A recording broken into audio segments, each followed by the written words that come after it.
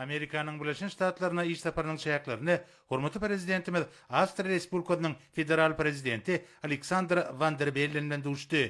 Teşekkür Birleşen Milletler Guramasynyň baş assambleýasynyň 8-nji sessiýasyny geçirilýän günlerini duşmagy dören mümkinçiligi kanagatlanma bildirdiler.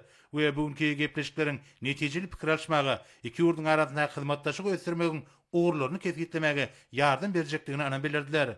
Tewda ykdysady hyzmatdaşyk iki taraplaryň gatnaşyklaryň ileri sürýän uğurlarynyň biri bolup durýar. Awstriýanyň kompaniýalary köp ýyllaryň dowamyny türkmen badaryna ulug teňkeleri, saglyk goraş, himiýa we neft-gaz pudoklary üçin öňde barjy enjamlary getirýärler. Iki ýurduň ykdysady mümkinçiliklerini dogry durmuşa geçirmekde türkmen Awstriýa bilelikdäki toparynyň alyp barýan işiniň ähmiýeti bellenildi. Şoň bilen baglanykda hormatly prezidentimiz toparyň döwlet idaralarynyň we hyzby ulgamyň arasynda utgoşdurçy hökümine işiň çykyş etmeginiň geljekde de gollanyljakdygyny aýtdy. Duşun ahyrına döwlet başçylygymyz hemde Awstriýa Respublikasynyň federal prezidenti berik jan saglyk alyp barýan jogapkärlik işlerine üstünlikleri iki ýurduň dostlukly halkyna bolsa paragatçylyk we awadançylyk arzu etdiler.